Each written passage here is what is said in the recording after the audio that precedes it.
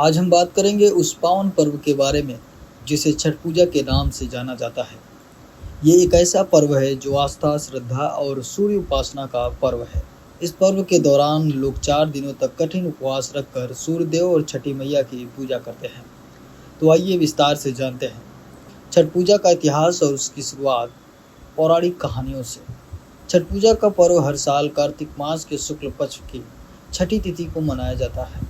दिवाली के ठीक 6 दिनों बाद छठ पूजा की शुरुआत होती है। इस साल 5 नवंबर से नहाय खाए के साथ छठ पर्व की शुरुआत होगी, जो 4 दिनों तक चलेगा और 8 नवंबर को प्रातःकालीन अघारी के साथ समाप्त हो जाएगा। छठ पूजा का महत्व अपार है। इस दिन लोग अपने परिवार की सुख शांति और संतान की लंबी उम्र के लिए सूर्य देव और छठी मैया की उपासना करते हैं। इसे पूरे भारत, विशेषकर बिहार, उत्तर प्रदेश और झारखंड में बड़े ही उत्साह के साथ मनाया जाता है। छठ पूजा की शुरुआत को लेकर कई पौराणिक कहानियों प्रचलित है। इनमें से एक प्रमुख कथा राजा प्रियव्रत और देवी शशि से जुड़ी हुई है। कहानी कुछ इस प्रकार है कि प्राचीन काल में राजा प्रियव्रत और उनकी पत्नी रानी मालिनी काफी दुखी थी, क्योंकि उनके कोई संतान नहीं थी। संतानहीनता का दुख उनसे सहा नहीं जा रहा था। तब राजा ने महर्षि कश्यप से अपनी समस्या बताई।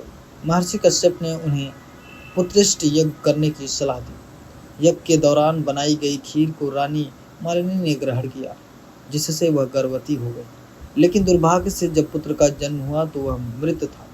इस घटना से राजा और रानी को और गहरा आघात पहुंचा और राजा अपने पुत्र के शव को लेकर शमशान घाट चले गए।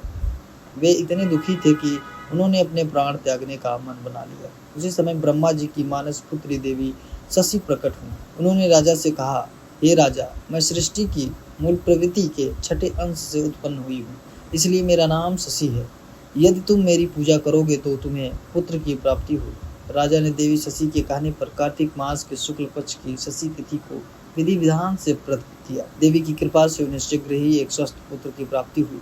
इस घटना के बाद राजा ने अपने नगरवासियों को भी शशि देवी का प्रताप बताया और तभी से छठ पूजा की परंपरा आरंभ हुई। पौराणिक मान्यताओं के अनुसार त्रेता युग में माता सीता ने भी छठ पूजा का व्रत किया था। रामायण के अनुसार जब भगवान राम और माता सीता अयोध्या वापस लौटे तो उन्होंने कार्तिक मास में सूर्य उपासना के लिए छठ व्रत रखा था। वहीं द्वापर युग में भी छठ पूजा का विशेष महत्व है। कहा जाता है कि महाभारत काल में द्रौपदी ने भी सूर्यदेव की आराधना करते हुए छठ पूजा का व्रत रखा था, ताकि उनके परिवार पर आई कठिनाइयों का निवारण हो सके। द्रौपदी की इस उपवास से उनके परिवार को कई तरह के कष्टों से मुक्ति मिली। इस प्रकार त्रेता युग से लेकर द्वापर युग तक यह पर्व श्रद्धा और विश्वास के साथ मनाया जा रहा है। छठ पूजा 4 दिनों का एक कठिन पर्व है, जिसमें लोग सूर्योदय और सूर्यास्त के समय जल में खड़े होकर सूर्योदय को अर्घ्य अर्पित करते हैं। पहला दिन नहाया खाया। इस दिन छठ व्रत रखने वाले भक्त स्नान करते हैं और सात्विक भोजन ग्रहण करते हैं। दूसरा दिन खरना। इस दिन व्रती पूरे दिन उपवास रखते हैं और शाम को चावल और गुड़ की खीर का प्रसाद बनाते हैं। तीसरा दिन संध्या अर्घ्य। इस दिन व्रती संध्या के समय जल में खड़े होकर सूर्यास्त के समय सूर्यदेव को पहला अर्घ्य अर्पित करते हैं। चौथा दिन प्रातःकालीन अर्घ्य।